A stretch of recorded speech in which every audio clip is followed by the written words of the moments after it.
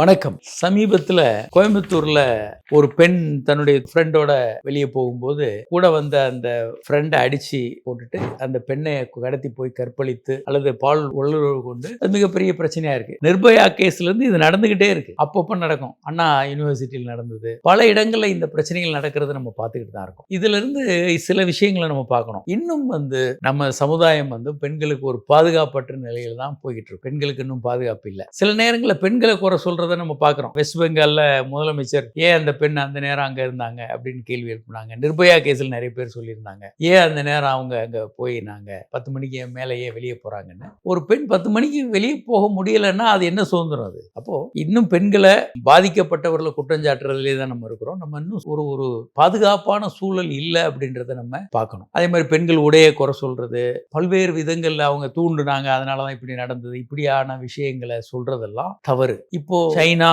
அல்லது சிங்கப்பூர் போன்ற நாடுகள்ல இது நடக்கிறது இல்லை. ஏன்னா கடுமையான சட்டங்கள், கடுமையான தண்டனை, யாரும் தப்பிக்கவே முடியாது. அந்த நாடுகள் இப்ப நடக்கிறது இல்லை. பெண்கள் 12 மணி, 1 மணி, 2 மணி, எத்தனை மணிக்கு வேணாலும் எங்க வேணாலும் அவங்க தனியா போகலாம், வரலாம். இந்த மாதிரி குற்றங்கள் 0.001% கூட அங்க நடக்கிறது இல்லை. 2 நாடுகள்லையும் பல்வேறு முன்னேறிய சோசியலிச நாடுகள், முன்னேறிய நாடுகள்லையும் இந்த மாதிரியாக இருக்கு. இன்னும் பெரும்பாலான நாடுகள்ல 99% நாடுகள்ல இன்னும் இந்த பிரச்சனை இருக்கு. இந்தியா போன்ற நாடுகள்ல இது கண்டிப்பா அதிகமா இருக்கு. அமெரிக்கால இருக்கு. அமெரிக்கால இன்னும் பல நேரங்களில் மோசமா இருக்கு. ஒரு துப்பாக்கி எடுத்துட்டு ஸ்கூல்ல இருக்க குழந்தைகளை ஷூட் பண்றது அப்பப்போ நடந்துகிட்டே இருக்கு. அப்போ இந்த மாதிரியான வன்முறை கடுமையாக பல நாடுகள்ல நடந்துட்டு இருக்கு. இது கடுமையான தண்டனை கொடுக்கணும், இன்னும் பாதுகாப்பை அதிகப்படுத்தணும். இது ஒரு பக்கம். கண்டிப்பாக இதை அதிகப்படுத்தணும். இந்த விஷயங்களை கடுமையாக நடவடிக்கை எடுக்கணும். பாதிக்கப்பட்ட பெண்கள் மீதே குற்றம் சொல்றதை முதல்ல நம்ம நிறுத்தணும். இரண்டாவதாக, ஆனால் அவங்களுக்கு ஒரு அட்வைஸ் பண்ணலாம். ஏன்னா பாதுகாப்பு இல்லாத ஒரு நாட்டில் நீங்கள் கொஞ்சம் கவனமாக இருக்கிறது நல்லது. ஏன்னா பாதுகாப்பு இல்லை, பெரும்பாலான நாடுகளில் பாதுகாப்பு இல்லை. இந்தியாவிலெல்லாம் கிட்டத்தட்ட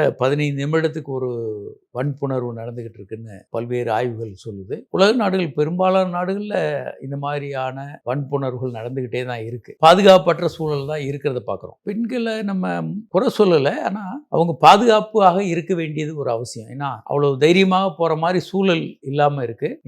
அது அந்த மாதிரி ஒரு காலம் வர்ற வரைக்கும் நம்ம இன்னும் கொஞ்சம் பாதுகாப்பாக இருக்கணும். ஆனால் இந்த மாதிரியாக எளிமையாக ஒரு பெண்ணை வன்புணர்வு பண்ணிட்டு தப்பிச்சு போகலாம் அப்படின்னு நினைக்கிறவங்களுக்கு மிக கடுமையான தண்டனைகள் கொடுக்கப்படணும். அது ரொம்ப ரொம்ப முக்கியமான விஷயம். பொலிட்டிக்கல் இன்ஃப்ளூயன்ஸ் இல்லை வேற விஷயங்கள்ல மூலமா அவங்க தப்பிக்காம கடுமையான தண்டனைகள் கொடுக்கப்படணும்.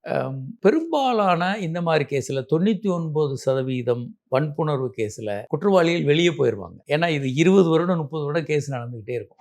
அப்போ நடக்கும்போது அந்த பெண் கல்யாணம் பண்ணி அடுத்து குழந்தை பெற்றிருப்பாங்க. அன்னைக்கு இந்த பழைய வன்புணர்வு பற்றி சாட்சி சொல்றதுக்கு அந்த பெண்ணுக்கே குழப்பமாக இருக்கும், உறவினர்கள் எல்லாருக்கும் குழப்பமாயிடும். ஸோ ஒரு குறிப்பிட்ட காலத்துக்குள்ளே இந்த மாதிரி கேசஸ் எல்லாம் சீக்கிரமாக கேசஸ் நடத்தி முடிச்சு தீர்ப்பு ஒரு 6 மாதத்துக்குள்ளே வந்ததுன்னா அது ஒரு உண்மையான ஒரு தீர்ப்பாக இருக்கும். வருடக்கணக்கில் இந்த கேசஸ் போகும்போது 99% கேஸில் நிரூபிக்கிறதே கஷ்டம். யார் அந்த தவறு பண்ணாங்கன்னு நிரூபிக்கிறது கஷ்டம். அவங்க எஸ்கேப் ஆகிடுவாங்க. ஏன்னா கோர்ட்டுக்கு அவங்கள பிடிச்சாலும் நிரூபித்து நிறுவனங்கள் ஆதாரங்கள் வேணும். ஆதாரங்களோடு நிரூபிக்கிறது ரொம்ப சிரமம். 99% பேர் இதில் விடுதலை ஆகி போயிடுறாங்க. ரிப்போர்ட் ஆகிறதே ரொம்ப கம்மி. பெரும்பாலான கேசஸ் ரிப்போர்ட் ஆகாம போயிடும். ஏன்னா பெண் தன்னுடைய எதிர்காலம் போயிடும் அப்படின்னு அவங்க அப்பா அம்மாவே கூட இதை போலீஸுக்கு தகவல் சொல்லாமல் இருக்குவாங்க. தகவல் தெரிந்து எஃப்ஐஆர் போட்டு அப்புறம் அந்த பெண்ணை கேட்டு அந்த ஆட்களை பிடிச்சு தண்டனை கோர்ட்டில் நிரூபிக்கிறது இன்னொரு மிகப்பெரிய சிக்கலான விஷயம். அப்போ இது 1% பேருக்கு தான் இந்த தண்டனைகளே கிடைக்குது. கண்டிப்பாக இந்த மாதிரி பிரச்சனைகளை தீர்க்கிறதுக்கு 2 வழிகள். 1,